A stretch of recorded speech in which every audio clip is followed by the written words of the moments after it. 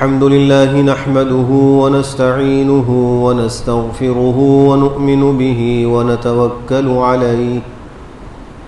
ونعوذ بالله من شرور أنفسنا ومن سيئات أعمالنا من يهده الله فلا مضل له ومن يضلله فلا هادي له ونشهد أن لا إله إلا الله وحده لا شريك له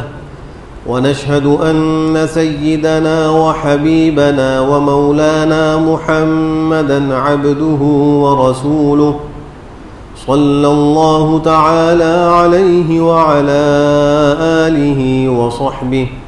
وأزواجه وذريته وبارك وسلم تسليما كثيرا كثيرا أما بعد فأعوذ بالله من الشيطان الرجيم بسم الله الرحمن الرحيم وذروا ظاهر الإثم وباطنه إن الذين يكسبون الإثم سيجزون بما كانوا يقترفون وقال رسول الله صلى الله عليه وسلم لا حسد إلا في اثنتين رجل آتاه الله المال فسلطه على هلكته في الحق ورجل آتاه الله الحكمة فهو يقضي بها ويعلمها رواه البخاري وقال رسول الله صلى الله عليه وسلم إياكم والحسد فإن الحسد يأكل الحسنات كما تأكل النار الحطب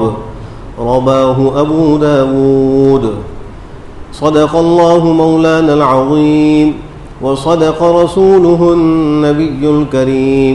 ونحن على ذلك من الشاهدين والشاكرين والحمد لله رب العالمین۔ بزرگان محترم اور برادران عزیز، گزشتہ جمعے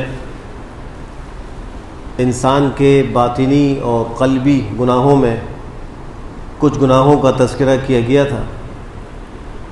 اور اس میں یہ بات بھی عرض کی گئی تھی کہ جیسے ظاہری بیماریوں سے بچنے کا اہتمام ہوتا ہے اور اس کے علاج کی فکر ہوتی ہے، باطنی بیماریوں سے بھی بچنے کا اہتمام ہونا چاہیے اور اس کے علاج کی بھی فکر ہونی چاہیے۔ دل کی اور باطنی بیماریوں میں ایک بڑی بیماری تکبر کی بیماری ہے،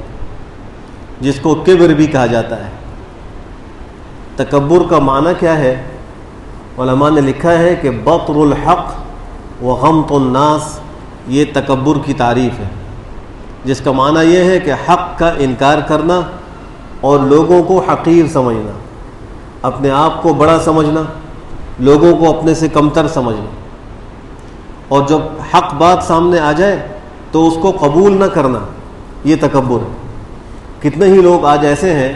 کہ جب ان کو کوئی حق بات بیان کی جاتی ہے تو وہ کہتے ہیں کہ ہم نے تو آج تک یہ سنا نہیں ہے، ہم نے آج تک یہ دیکھا نہیں، ہمارے خاندانوں میں کبھی اس کا کوئی ذکر نہیں آیا، اور ان وجوہ کی بنا پر وہ اس حق کو قبول کرنے سے اعراض کرتے ہیں۔ یہ بھی اصل ایک تکبر کی وجہ سے ہے۔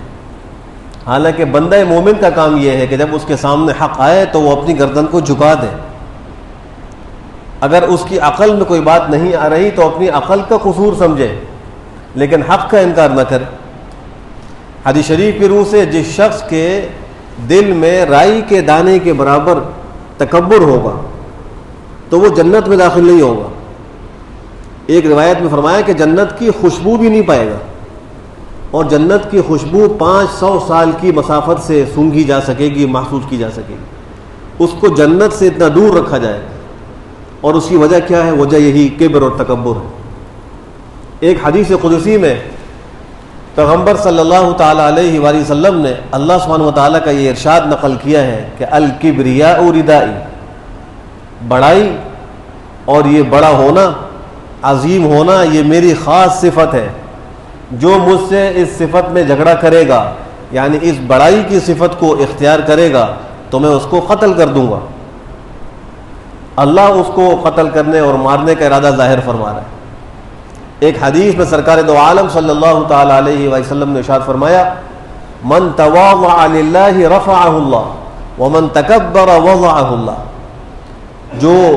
تواضع اختیار کرے، عاجزی اختیار کرے، اللہ اس کو بلندیاں عطا کرتے ہیں، اس کو اونچا کرتے ہیں، اور جو تکبر کرے تو اللہ اس کو گرا دیتے ہیں۔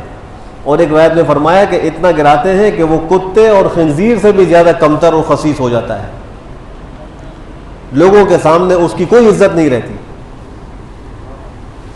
اس تکبر کا ایک ظاہری اثر یہ ہوتا ہے کہ انسان اپنے عیوب کے بجائے دوسروں کے عیوب دیکھتا ہے اور دوسروں کو اپنے سے حقیر و کمتر سمجھتا ہے۔ وہ چاہتا ہے کہ میرا چال چلن دوسروں سے ممتاز ہو اور میں ایک خاص کیفیت کے ساتھ آؤں اور جاؤں اور لوگ مجھے اچھا سمجھیں،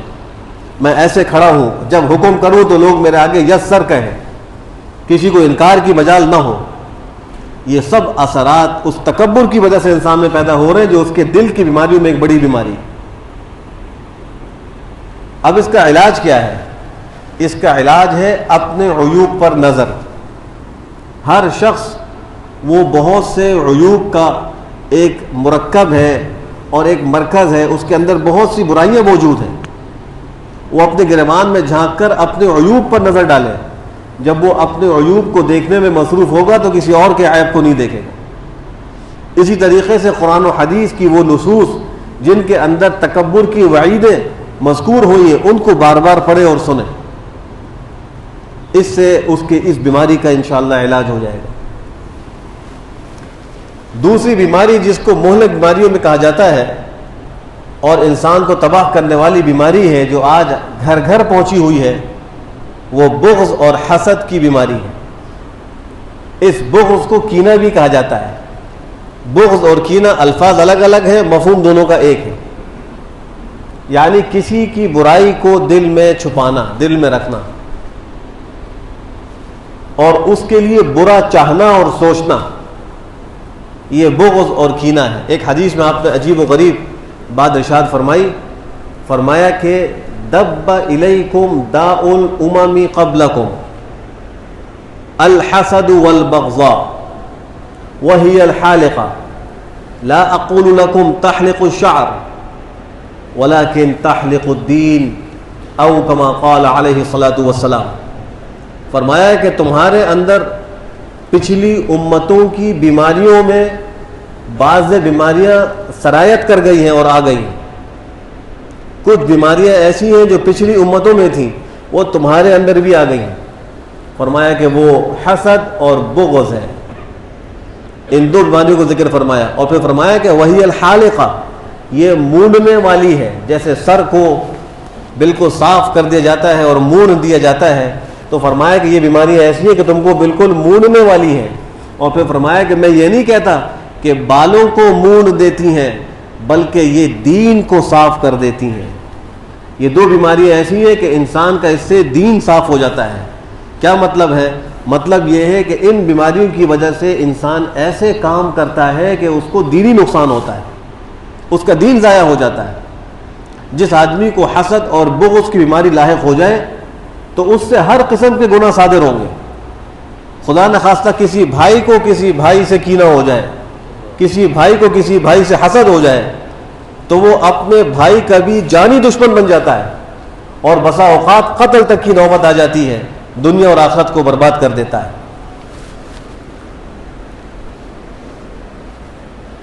اگر کسی کو کسی سے کوئی تکلیف پہنچی، ایک فطری اس کا اثر یہ ظاہر ہوتا ہے کہ انسان کو برا لگتا ہے۔ یہ ایک طبعی اثر ہے۔ کوئی آدمی کسی کو پتھر مار دے،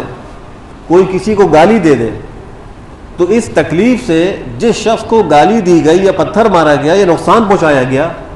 ایک وہ دکھ اور تکلیف دل میں محسوس کرتا ہے۔ اس دکھ اور تکلیف کا محسوس کرنا بغض اور کینہ نہیں۔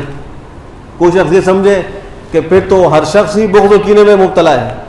اس لیے کہ مزاج کے خلاف بات جس سے بھی سامنے آتی ہے تو انسان کا دل اس سے مقدر ہوتا ہے اور دل اس کا تکلیف محسوس کرتا ہے، تو پھر تو یہ بھی بغض کرنے والا ہو گیا۔ حالانکہ حدیث شریف کی روح سے بغض کو وہ بیماری قرار دیا گیا جو انسان کے دین کو صاف کر دیتی۔ تو اس کا جواب یہی ہے کہ جیسے کسی کو کوئی سوئی چبھو دے تو اس سوئی کی چبھن تو محسوس ہوتی ہے، اور وہ کہے کہ غلطی سے یہ چبھ گئی ہے مجھے معاف کر دیں، وہ کہتا ہے میں نے معاف کر دیا، تو اس معافی کے باوجود بھی اس سوئی کی تکلیف کو محسوس کر رہا ہوتا ہے، یہ طبعی اثر ہے۔ ایسے ہی کسی کی گالی یا مار پیٹ یا تکلیف سے اگر کسی کو کوئی اثر محسوس ہو رہا ہے تو وہ بغض نہیں، لیکن اگر وہ اس کی وجہ سے اس کی برائی چاہتا ہے اور اس کی عداوت دل میں بٹھاتا ہے اور اس کو تکلیف پہنچانے کی کوشش کرتا ہے تو یہ بغض اور کینہ ہے جو انسان کے لیے مہلک ایک بیماری ہے، اس کے باطن کو تباہ و برباد کر کے رکھ دیتی ہے۔ اب اگر کسی کو تکلیف پہنچی ہے تو شریعت اس کا حل پیش کرتی ہے۔ حل یہ ہے کہ جتنی تکلیف پہنچی اتنا بدلہ لے لو، جتنا کسی نے تم کو ستایا تم اتنا ہی اس کو ستا لو، وَإِنْ عَاقَبْتُمْ فَعَاقِبُوا بِمِثْلِ مَا عُوقِبْتُمْ بِهِ۔ اور دوسری صورت یہ ہے وَلَئِنْ صَبَرْتُمْ لَهُوَ خَيْرٌ لِلصَّابِرِينَ، اگر تم معاف کر لو صبر کر لو تو صبر کرنے والوں کے لیے بہت بہتر ہے۔ حدیث شریف میں آتا ہے کہ جب مشرکین مکہ نے غزوہ احد کے موقع پر حضرت سیدنا حمزہ رضی اللہ تعالیٰ عنہ کو بڑی بے رحمی اور بے دردی کے ساتھ شہید کیا اور ان کے اعضاء کو کاٹا گیا، ناک کان کاٹا گیا، ان کے کلیجے کو نکالا گیا اور ہندا نے اس کو چبایا، اس موقع پہ سرکار دو عالم صلی اللہ تعالیٰ علیہ وسلم نے جب اپنے محبوب چچا کے اس لاشے کو دیکھا تو فرمایا کہ میں ان ایک کے بدلے میں 70 کافروں سے انتقام لوں گا اور یہ حال ان کا کروں گا، ایک کے بدلے میں 70 کو ماروں گا۔ یہ آپ نے قسم اٹھائی، اللہ نے اس پہ آیتیں اتار دی، وَإِنْ عَاقَبْتُمْ فَعَاقِبُوا بِمِثْلِ مَا عُوقِبْتُمْ بِهِ، اگر تم کو کسی نے تکلیف پہنچائی اور تم بدلہ لینا چاہتے ہو تو جتنی تم کو تکلیف دی گئی اتنا ہی بدلہ لو۔ لہذا ایک کے بدلے میں ایک کو آپ قصاص میں قتل کر سکتے تھے، 70 کو مارنے کی اجازت نہیں تھی، اور فرمایا کہ اگر تم صبر کرو گے تو یہ صبر کرنے والوں کے لیے بہت بہتر ہے۔ آپ نے اس آیت کے نزول کے بعد فرمایا کہ میں صبر کروں گا اور میں ان کو معاف کرتا ہوں، اور جو قسم کھائی ہے اس کا میں کفارہ دیتا ہوں، آپ نے کفارہ ادا کر دیا۔ تو یہی دو صورتیں ہیں، کسی کے ساتھ کوئی برا ہوا تو وہ برائی کرنے والے سے اس برائی کے مثل اور اس کے برابر بدلہ لے لے، اور اگر بدلہ نہیں لے سکتا تو پھر اس کو اللہ کے لیے معاف کر دے، لیکن اس کی وجہ سے دل کے اندر انتقام کی آگ کو نہ سلگائے، عداوت کو نہ رکھے، بغض و کینہ کو نہ رکھے کہ یہ اس کے دین کو صاف کر کے رکھ دے۔ تیسری بیماری وہ حسد کی بیماری ہے۔ حسد کسے کہا جاتا ہے؟ علماء نے لکھا ہے اور شراح حدیث نے، جیسے کہ امام بخاری رحمہ اللہ کی بیان کردہ اس حدیث کی شرح میں حافظ ابن حجر عسقلانی رحمہ اللہ جو مشہور شارح بخاری ہے اور انہوں نے کئی جلدوں میں فتح الباری کے نام سے شرح لکھی ہے، وہ لکھتے ہیں کہ تمنائے زوال نعمت کو حسد کہا جاتا ہے۔ کسی کے پاس کوئی نعمت دیکھی، چاہے وہ مادی اور حسی ہے چاہے وہ معنوی ہے، یعنی اس کے پاس اس نے دولت دیکھی، اس کے پاس صحت دیکھی، اس کے پاس اس نے عہدہ دیکھا، اس کے پاس جوانی دیکھی، اس کے پاس عزت دیکھی، یہ سب اللہ کی نعمتیں ہیں، تو اس کی ان نعمتوں کو دیکھ کر دل کے اندر حسد کی آگ بھڑکنے کی وجہ سے اس کے زوال کی تمنا کرنا اور خود اس نعمت کے حصول کی تمنا کرنا، اس کو حسد کہا جاتا ہے۔ اس کے برخلاف اگر کسی کے پاس کسی نعمت کو دیکھ کر دل کے اندر اس نعمت کی تمنا پیدا ہو لیکن اس شخص سے زوال کی اور چھن جانے کی اور ختم ہونے کی تمنا پیدا نہ ہو تو اس کو حسد نہیں کہتے، اس کو غبطہ کہا جاتا ہے۔ حدیث شریف جو میں نے خطبے میں تلاوت کی، سرکار دو عالم صلی اللہ تعالی علیہ وآلہ وسلم فرما رہے ہیں کہ لا حسد الا فی اثنتین، حسد صرف دو لوگوں میں جائز ہے۔ نمبر 1، رجل آتاہ اللہ المال فسلطہ علی ہلکتہ فی الحق، ایک وہ شخص جس کو اللہ نے مال عطا کیا، دولت دی، اور پھر اس کو راہ حق میں خرچ کرنے کی توفیق دی گئی اور اللہ کی طرف سے اس کو اس بات کا پابند کیا گیا اور اس کو اس بات پر مسلط کیا گیا کہ وہ اپنے مال کو حق میں خرچ کرے، اللہ کی اطاعت میں خرچ کرے، تو فرمایا کہ یہ وہ شخص ہے جس سے حسد جائز ہے۔ اور دوسرا فرمایا کہ رجل آتاہ اللہ الحکمہ، فَهُوَ يَقْضِي بِهَا وَيُعَلِّمُهَا کہ جس کو اللہ نے علم کی دولت دی، حکمت سے نوازا، دینی فہم اس کو عطا کیا، اور پھر اس کے نتیجے میں وہ اس حکمت کے ذریعے سے فیصلے کرتا ہے، لوگوں کے مسائل حل کرتا ہے اور لوگوں کو اس حکمت کی تعلیم دیتا ہے، تو دوسرا یہ وہ شخص ہے جس سے حسد جائز۔ شراح حدیث لکھتے ہیں کہ اصل اس حدیث سے یہ بیان کرنا مقصود ہے کہ اگر حسد جائز ہوتا، اس لیے کہ اصلاً تو حسد جائز ہے ہی نہیں، لیکن اگر حسد کرنا جائز ہوتا تو ان دو لوگوں کے ساتھ حسد کرنا جائز ہوتا، ایک وہ مالدار و سخی جو اللہ کی اطاعت میں اپنے مال کو خرچ کرے، اور دوسرا وہ عالم اور فقیہ جو اپنے علم اور حکمت اور تدبر کے ذریعے سے لوگوں کو دین کی تعلیم دیتا ہو اور دین سکھلاتا ہو۔ ان دونوں کے ساتھ حسد کیا جا سکتا ہے۔ اور یہ بھی لکھا ہے کہ اس حدیث شریف میں حقیقی حسد مراد نہیں بلکہ اصل غبطہ مراد ہے، جس کو مجازن حسد سے تعبیر کر دیا گیا۔ اور شروع میں عرض کر چکا کہ غبطہ کہتے ہیں کسی کے پاس نعمت کو دیکھ کر اس کے حصول کی آرزو کرنا کہ مجھے بھی یہ نعمت مل جائے، بس یہ جائز ہے، یہ کر سکتا ہے۔ اگر کسی شخص کو کسی کی عزت دیکھ کر دل میں یہ خواہش پیدا ہو کاش مجھے بھی یہ عزت مل جائے، کسی کے عہدے کو دیکھ کر وہ تمنا کرے کاش یہ عہدہ مجھے مل جائے، کسی کے مال اور گھر اور گاڑی کو دیکھ کر تمنا کرے کاش یہ چیزیں مجھے مل جائے، تو خالی اس حد تک رہنا یہ شریعت میں اس کی گنجائش ہے، جائز ہے، لیکن اس سے زائل ہو جائے، اس سے چھن جائے اور مجھے مل جائے، یہ حسد ہے، یہ حدود سے تجاوز ہے، اس سے منع کر دیا گیا۔ اور دوسری روایت میں فرمایا کہ ایاکم والحسد، حسد سے بچو، فإن الحسد یأکل الحسنات کما تأکل النار الحطب، کہ حسد نیکیوں کو ایسے کھاتا ہے جیسے آگ لکڑی کو کھا جاتی ہے اور جلا کر راکھ کر دیتی ہے۔ اور اس حسد کی وجہ سے انسان دل کے اندر دوسرے کی برائی اور کینہ اور بغض رکھتا ہے۔ جب کسی سے خدا نخواستہ حسد ہو جائے تو اس کے نتیجے میں دل کے اندر کینہ بھی آتا ہے، حالانکہ اس دل کو کینے سے صاف کرنا بھی بہت ضروری ہے۔ حدیث شریف میں آتا ہے سرکار دو عالم صلی اللہ علیہ وآلہ وسلم سے پوچھا گیا کہ کون سا شخص سب سے افضل ہے۔ احادیث میں مختلف مقام پر یہ سوال آپ کو نظر آئے گا اور اس کے مختلف جواب نظر آئیں گے۔ ایک مقام پر آپ نے جواب ارشاد فرمایا کہ سب سے بہتر شخص وہ ہے جو صدوق اللسان ہو، مخموم القلب ہو۔ دو باتیں فرمائی۔ صدوق اللسان کا مطلب تو سب جانتے ہیں، زبان کا سچا ہو، جھوٹ نہ بولتا ہو، صدق کی صفت پر قائم ہو۔ اور مخموم القلب، صحابہ نے بھی یہ جملہ نہیں سنا تھا، تو صحابہ نے عرض کیا کہ اللہ کے رسول، ہم صدوق اللسان تو سمجھ گئے کہ زبان کا سچا ہو، لیکن مخموم القلب کیا چیز ہے یہ ہمیں معلوم نہیں۔ تو آپ نے فرمایا مخموم القلب ہر وہ شخص ہے جو متقی ہو، حسد سے بچا ہوا ہو، کینے سے بچا ہوا ہو، اس کا دل صاف ہو، یہ مخموم القلب ہے۔ جس کا دل صاف ہو، دل میں حسد نہ ہو اور اس کے دل کے اندر کوئی کینہ اور بغض نہ ہو، دوسروں کی حقارت نہ ہو، تو فرمایا کہ یہ شخص مخموم القلب ہے، جس کو دو صفتیں حاصل ہو جائیں۔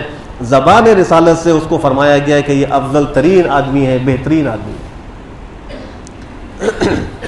اگر کسی کے دل میں حسد پیدا ہو گیا خدا نخواستہ، تو جیسے بیماریوں کا علاج ہے اس کا بھی علاج ہے۔ اس کا علاج یہ ہے کہ جس شخص سے حسد ہوا ہے اس کے لیے دعائیں کریں، اے اللہ اس کو اور نعمت عطا کر، اے اللہ اس کو اور صحت دے، اے اللہ اس کو اور دولت دے، اے اللہ اس کو اور عزتیں دے۔ یہ دعائیں کریں، اگرچہ نفس پر وہ بڑا بھاری ہوگا، اس لیے کہ دل کے اندر اور نفس کے اندر تو حسد کی بیماری موجود ہے، لیکن اس پر جبر کر کے بطور علاج کے اس کی دعائیں شروع کریں۔ دوسرا کام یہ کریں کہ اپنی مجلسوں میں اس کی تعریفیں کریں، اس لیے کہ حسد تو ایک چھپی ہوئی بیماری ہے۔ میں اور آپ کسی آلے سے اس حسد کو پہچان نہیں سکتے کہ کس کے دل میں حسد ہے، لیکن ہر شخص خود جانتا ہے کہ میرے دل میں کیا ہے۔ اگر میں کسی کا برا چاہ رہا ہوں یا اس کی نعمتوں کے چھن جانے کی تمنا رکھ رہا ہوں تو میں حسد کا مریض ہوں۔ ایسے مریض کو چاہیے کہ وہ اپنی مجلسوں میں اس کی تعریفیں کرے، فلاں بہت اچھے آدمی ہیں اور ان کے اندر یہ اچھی اچھی صفات موجود ہیں۔ تیسرا کام یہ کرے کہ ان کو کبھی کبھی کوئی ہدیہ اور تحفہ پیش کرے، کوئی خوشبو دے دی، مسواک دے دی، کوئی رومال دے دیا، جو اس کی استطاعت کے مطابق بطور علاج کے یہ کہے کہ چونکہ میں دل میں اس سے حسد ہے، میں اس کے علاج کے لیے طریقہ اختیار کرتا ہوں، کوئی ہدیہ تحفہ اپنی بساط کے مطابق اس کو پیش کر دے۔ اور کچھ نہ ہو، غریب مزدور آدمی ایک پیالی چائے پلا دے، اس کو ایک پانی کی بوتل دے دے، راستے میں جا رہا ہے، وہ پیدل جا رہا ہے، اس کو گاڑی میں لفٹ دے دے، موٹر سائیکل پر ہے پیچھے بٹھا کے اس کے مقام تک پہنچا دے، یہ سب ہدیے اور تحفے کی صورتیں ہیں، اس کی وجہ سے وہ بیماری کم ہو جائے۔ اور چوتھا کام یہ کرے، جب کبھی سفر پر جائے تو اس کے پاس جا کر اس سے ملاقات کرے، اور جب سفر سے واپس آئے تو بھی آ کر اس سے ملاقات کرے، اور پھر اس کو سفر سے آنے کے بعد کوئی ہدیہ اور تحفہ پیش کرے۔ ان طریقوں کو اختیار کرنے سے اس کا دل حسد کی بیماری سے پاک و صاف ہو جائے۔ یاد رکھیے، جیسے ہم اپنی ظاہری صحت کا خیال کرتے ہیں اور اس کے علاج کی فکر کرتے ہیں، ہمیں اپنی روح کی اور اپنے باطن کی بھی حفاظت کی ضرورت ہے، اور اس کے امراض سے اس کے علاج کی ضرورت ہے۔ اس لیے کہ انسان کا جسم اور روح، یہ دو چیزیں ساتھ مل کر اگر رہے اور دونوں حد اعتدال میں رہے تو پھر وہ انسان معتدل رہتا ہے۔ اگر اس کا جسم اور اس کا نفس اس کی روح پر غالب آ جائے تو یہ راہ حق سے ہٹنے لگتا ہے۔ اس کو چاہیے کہ اپنی روح کو اپنے جسم پر غالب رکھے، تاکہ اس کے اعضاء و جوارح سے اللہ کی نافرمانی والے کام صادر نہ ہو۔ اور جن چیزوں سے روح مضبوط ہوتی ہے، روحانیت اور باطن مضبوط ہوتا ہے، ان کو اختیار کریں۔ روح کس سے مضبوط ہوتی ہے؟ وہ عبادات سے مضبوط ہوتی ہے، وہ اللہ کے ذکر سے مضبوط ہوتی ہے، یہ روح کی غذا ہے۔ ذکر اللہ، اللہ کی یاد، تعلق مع اللہ، یہ روح کی غذا ہے۔ تلاوت کریں، نوافل کا اہتمام کریں، 5 وقت کی نمازیں باجماعت پڑھنے کا اہتمام کریں، اپنے آپ کو حرام سے بچائے، جھوٹ سے بچائے، اور دوسروں کو تکلیف دینے اور دیگر جو یہ دل کی بیماریاں ہیں ان سے بچائے، تو اس کی روح مضبوط ہوگی اور اس کا جو نفس ہے وہ کمزور ہوگا، اس کا جسم جو اس کو گناہ کی طرف لے کے جاتا ہے وہ کمزور ہوگا، اس کے نتیجے میں اس کی اطاعت کرنا آسان ہو جائے گا۔ جیسے ایک آدمی کسی سواری پر سوار ہو تو انسانی روح اور جسم کی مثال بالکل اس سوار و سواری کی طرح ہے۔ سوار کی مثال بمنزلہ روح کے ہے اور سواری کی مثال بمنزلہ جسم کے ہے۔ اگر سوار مضبوط ہو، تگڑا ہو، تو وہ کمزور سواری کو بھی لے کر منزل مقصود تک پہنچ جاتا ہے، لیکن اگر سوار کمزور ہو اور سواری بالکل صحیح ہو تو وہ منزل مقصود پہ نہیں پہنچ پاتا۔ اگر ہماری روحانیت مضبوط ہوگی، ہماری روح مضبوط ہوگی اور ظاہر جسم کچھ کمزور بھی ہوگا تو بھی انشاءاللہ ہم منزل مقصود پر پہنچ جائیں گے۔ لیکن اگر اس کے برعکس معاملہ ہو گیا، روح کمزور ہو گئی اور جسم مضبوط ہو گیا، تو پھر گناہ کا امکان بہت زیادہ ہو جاتا ہے۔ اس لیے اپنی روح کی حفاظت کا بھی اہتمام کریں، اللہ ہم سب کو نصیب فرمائے۔ آخری بات یہ عرض کرنی ہے، 1977 عیسوی میں اقوام متحدہ کی جنرل اسمبلی نے ایک بل پاس کیا، اور اس کی روشنی میں 8 مارچ کا دن یوم خواتین کے نام سے منانے کا فیصلہ کیا گیا، اور اس کے بعد سے یہ سلسلہ چل رہا ہے۔ مختلف ممالک کے اندر، یورپ اور امریکہ میں اور ایشیائی ممالک کے اندر مختلف NGOs کے تحت 8 مارچ کو یوم خواتین منایا جاتا ہے، اور اس میں خواتین اپنے حقوق کا مطالبہ کرتی ہیں۔ اور اب پچھلے کچھ سالوں سے یہ دیکھنے میں آ رہا ہے کہ انتہائی نازیبا اور بے شرمی والے بورڈ اٹھا کر گلی کوچوں میں کھڑی ہو کر، چوراہوں پہ کھڑے ہو کر اور پریس کلب کے باہر کھڑے ہو کر، مختلف اہم شاہراہوں پہ کھڑے ہو کر وہ یوم خواتین کے حوالے سے اپنا ایک اشتہار وہ ریکارڈ پہ لے کر آتے ہیں، اور لوگوں کو یہ باور کراتے ہیں کہ ہم خواتین کے حقوق کی جنگ لڑ رہے ہیں اور ان پر ہونے والی زیادتیوں کو ازالہ کر رہے ہیں۔ یاد رکھیے، اسلام نے حقوق نسواں کے تحفظ کے لیے جو ہدایات دی ہیں، پورے عالم میں کوئی بھی مذہب اسلام کے علاوہ اس کی مثال پیش نہیں کر سکتا۔ عورتوں کے حقوق میں ایک اہم حق وہ اظہار آزادی رائے کا ذکر کیا جاتا ہے کہ بہت سے مقامات پر عورتوں کو اپنی رائے کے اظہار کا موقع نہیں دیا جاتا، یہ پروپیگنڈا کیا جاتا ہے۔ اصل اس پروپیگنڈے سے اسلام کو نشانہ بنانا مقصود ہوتا ہے اسلام آزادی رائے کا کتنا اہتمام کرتا ہے. آپ دیکھیے کہ تاریخ اسلامی اس بات پر شاہد عدل ہے کہ راہ چلتے ہوئے کوئی بھی شخص وقت کے خلیفہ کو روک کر اپنی رائے کا اظہار کر سکتا تھا. حضرت عمر بن الخطاب جو 22 لاکھ مربع میل کے تنہا خلیفہ اور حکمران تھے، ان کو بے شمار واقعات میں ہے کہ راستے میں کھڑے ہو کر کسی نے اپنی رائے کا اظہار کیا یا ان کے کسی فعل پر اعتراض کیا اور انہوں نے اس کی رائے کا احترام کیا اور سنا.